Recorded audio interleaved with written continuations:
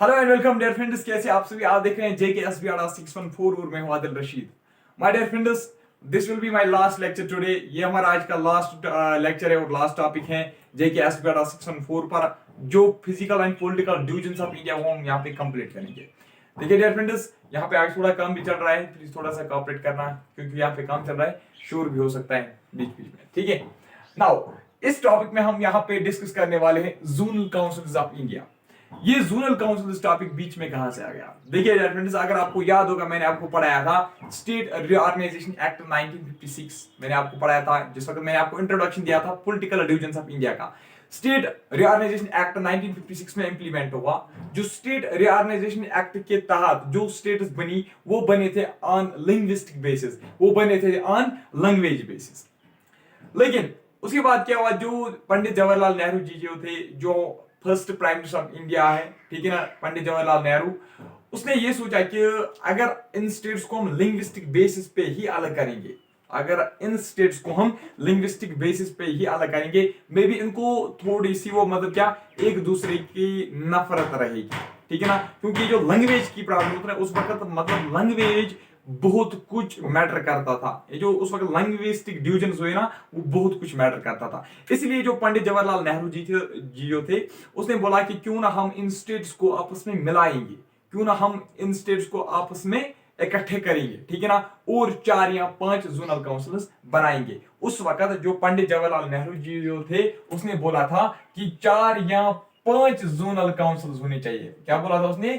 4 और 5 zonal councils होने चाहिए। ये जो जोनल काउंसिल्स का ये जो प्रोसीजर है, जो जोनल काउंसिल्स का की जो प्रोसेस है, ये जो टर्म है, ये उसने 1956 में दी। कब? 1956 में उसने ये प्रोसेस इनिशिएट की कि हम जोनल काउंसिल्स बनाएंगे, ठीक है ना। उसका मेन मकसद क्या था? To develop habit of cooperative work, ताकि ये जो सारी स्टेट्स हैं जोनल, उसका मतलब ये था कि जोनल काउंसिल में हम, उसने बोला था 4 या 5 जोनल काउंसिल्स बनाएंगे।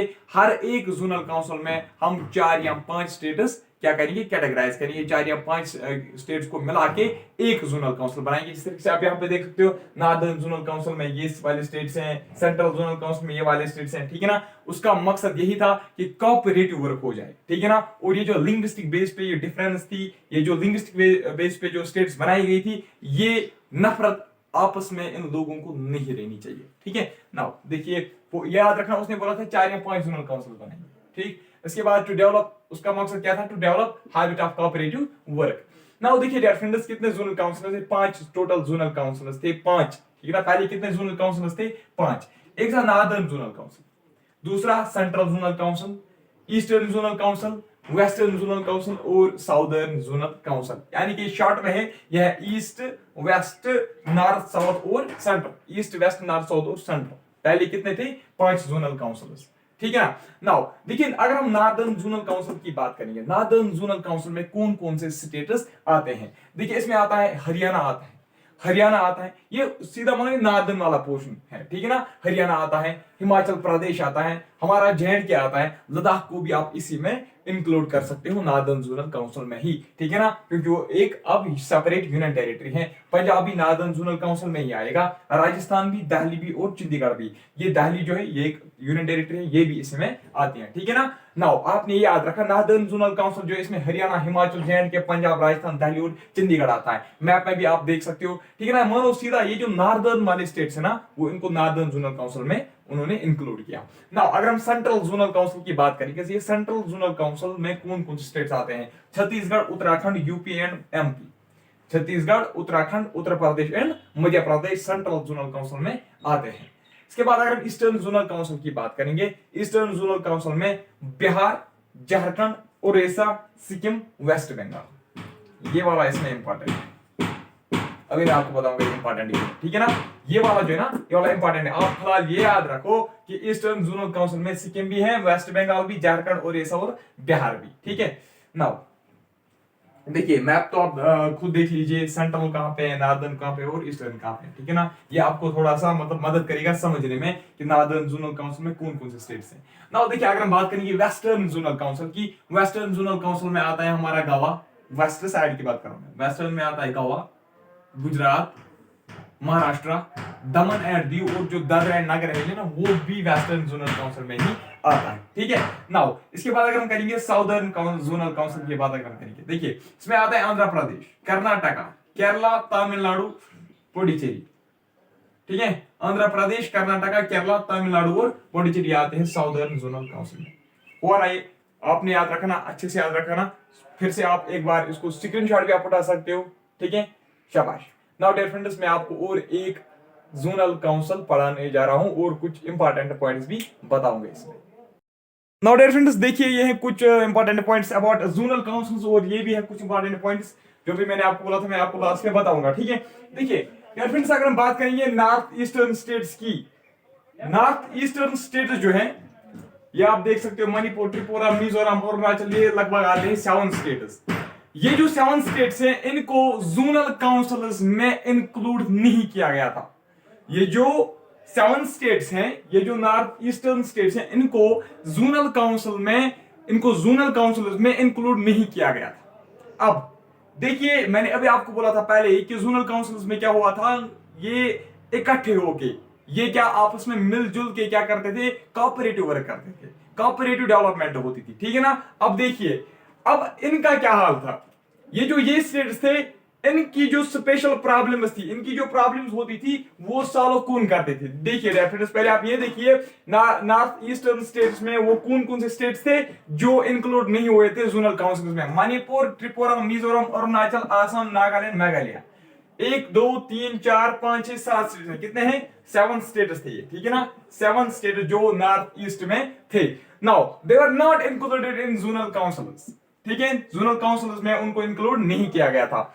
उसके बाद क्या हुआ, जो there special problems are looked after, उसके बाद 1972 में नॉर्थ ईस्टर्न काउंसिल बना। क्या बना, 1972 में नॉर्थ ईस्टर्न काउंसिल बना, नॉर्थ ईस्टर्न काउंसिल एक्ट बना। ठीक है ना, इसी में नॉर्थ ईस्टर्न काउंसिल बना। ठीक है ना, और इस नॉर्थ ईस्टर्न काउंसिल जो था यही लुक आफ्टर करता था किन स्टेट्स को, इन नॉर्थ ईस्टर्न स्टेट्स को। नाउ इंपॉर्टेंट पॉइंट एक आपको यहां पे याद रखना, जो अभी मैंने आपको बोला था, सिक्किम जो है ना, सिक्किम को भी इसके साथ फिर इंक्लूड किया गया था, सिक्किम को भी इंक्लूड किया गया था। फिर किसके साथ, नॉर्थ ईस्टर्न काउंसिल में सिक्किम को भी इंक्लूड किया गया, नॉर्थ ईस्टर्न काउंसिल में सिक्किम को भी इंक्लूड किया गया अंडर अमेंडमेंट एक्ट 2002। ये जो है ना नॉर्थ ईस्टर्न काउंसिल एक्ट जो है, इसको अमेंडमेंट हुई। ठीक है ना, इसको अमेंडमेंट हुई 2002 में, और इसी में सिक्किम जो है इसको इसके साथ जोड़ लिया गया, इसको नॉर्थ ईस्टर्न काउंसिल के साथ जोड़ लिया गया। नाउ हो गया, ये कंफ्यूजन कहीं पे मत है। अगर आपको कहीं पे भी कंफ्यूजन होगा आप हमसे क्वेश्चन कर सकते हो। हमारा व्हाट्सएप नंबर है, मेरा पर्सनल व्हाट्सएप नंबर है 7051578223, 7051578223 मेरा व्हाट्सएप नंबर है, आप हमसे क्वेश्चन पूछ सकते हैं। नाउ हो गया यहां तक। देखिए कभी कभार आपको ये भी पूछा जाए, मतलब एग्जामिनर जो है ना वो ये कभी कभी पेपर्स में ये क्वेश्चन भी सेट करते हैं, जैसे कि इंडिया का लार्जेस्ट स्टेट कौन है एरिया वाइज, लार्जेस्ट स्टेट कौन है पॉपुलेशन वाइज, ये वगैरह को ये क्वेश्चंस भी कभी कभार पूछते हैं। नाउ देखिए डियर फ्रेंड्स, यहां पे मैंने लिखा है पहले largest UT area wise, largest UT area wise कौन है, कैमरा में दिखाई देता है, हाँ, लार्जेस्ट यूटी एरिया वाइज कौन है, लद्दाख।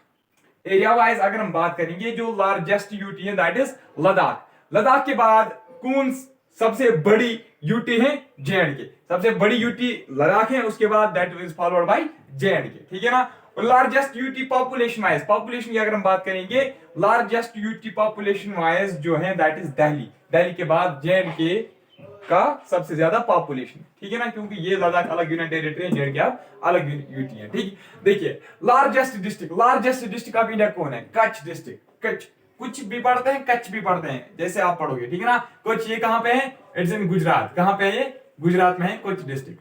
ठीक, मोस्ट पॉपुलेटेड डिस्ट्रिक्ट कौन है, थाने डिस्ट्रिक्ट, थाने डिस्ट्रिक्ट कहां पे है, मुंबई में, मुंबई दैट्स इन महाराष्ट्र। ठीक है, नाउ इसके बाद स्मॉलेस्ट डिस्ट्रिक्ट कौन है इंडिया का, मही, स्मॉलेस्ट डिस्ट्रिक्ट इंडिया को कौन है, मही डिस्ट्रिक्ट, ये कहां पे है, पौंडीचेरी में है ये मही डिस्ट्रिक्ट। इसके बाद लीस्ट पॉपुलेटेड डिस्ट्रिक्ट कौन है, दिबांग वैली, ये दिबांग वैली कहां पे है, ये है अरुणाचल प्रदेश में, कहां है, अरुणाचल प्रदेश में है ये Dibang valley. Most populated city कौन है, मुंबई है most populated city. Smallest state area wise अगर देखेंगे, स्मॉलेस्ट स्टेट जो है that is Goa, smallest state population wise अगर देखेंगे दैट इज सिक्किम, और लार्जेस्ट स्टेट एरिया वाइज अगर हम देखेंगे that is Rajasthan, largest state area wise that is Rajasthan, followed by Madhya Pradesh, रामा महा, हाँ उसके बाद महाराष्ट्र। देखिए लार्जेस्ट स्टेट जो है that is Rajasthan, Rajasthan is followed by Madhya Pradesh, Madhya Pradesh याद रखना एमपी, ठीक है ना। मध्य प्रदेश के बाद कौन है, महाराष्ट्र। इसको एक ट्रिक भी है, रामा, RAMA, रामा, रामा महा यूपी, ऐसे है रामा महा यूपी। ये जो है ना आर्य, आर्य हो गया राजस्थान, MA जो है MA हो गया मध्य प्रदेश, मध्य प्रदेश के बाद कौन है महा, महा हो गया महाराष्ट्र, और इसके बाद है यूपी। और इस तरीके से लार्जेस्ट स्टेट पॉपुलेशन वाइज है UP, UP is followed bye UP में बी, ठीक है ना, यूपी में बी है ऐसे, ठीक है। ये भी एक ट्रिक है। लार्जेस्ट स्टेट पॉपुलेशन वाइज है UP, UP is followed by Madhya Pradesh, Madhya Pradesh is followed by Bihar, Bihar is followed by Bengal that is West Bengal. कुछ यहाँ पे लिखते हैं, कुछ बुक्स लिखते हैं, नेट पे भी आपको मतलब थोड़ा सा वहां पे उधर दिखाएगा आपको, वहां पे ये भी मतलब दिखेगा कि यूपी के बाद it is followed bye Maharashtra. लेकिन जो अप्रोक्सीमेटली मैंने बहुत सारी बुक्स में देखा, मतलब मैंने एनालाइज किया ना कि मतलब कितनी बुक्स ज्यादा लिखती हैं महाराष्ट्र, ठीक है ना, वो ज्यादातर क्या लिखती हैं, मध्य प्रदेश ही ज्यादातर लिखती हैं कि UP is followed by Madhya Pradesh in population, ठीक है, पॉपुलेशन वाइज अगर हम देखेंगे। इसके बाद और क्या कुछ बचता है, और कुछ बचा, एक सेकेंड चेक करता हूं मैं, नहीं अभी तो इसमें तो कुछ है नहीं, शाबाश। हाँ अब स्मॉलेस्ट यूटी अगर हम देखेंगे area wise, smallest UT area wise जो है दैट इज लक्षद्वीप, और स्मॉलेस्ट यूटी पॉपुलेशन वाइज भी लक्षद्वीप है, ठीक है ना।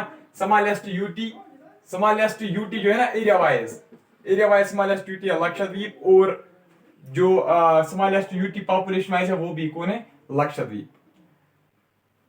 मुझे चक्कर आ रही है, ठीक है। देखिए डियर फ्रेंड्स, अब हमने ये आज यहाँ पे कंप्लीट किया। अब हार्ड वर्क करना, ठीक है, चाहे हार्ड वर्क करो या स्मार्ट वर्क करो, लेकिन सिलेक्शन आपकी होनी चाहिए। मैं भी दुआ करूंगा रब से, अल्लाह से मैं भी दुआ करूंगा कि आपकी सिलेक्शन होनी चाहिए, ठीक है ना। देखिए डियर फ्रेंड्स, आज की इस वीडियो में हम इतना आप डिस्कस करेंगे।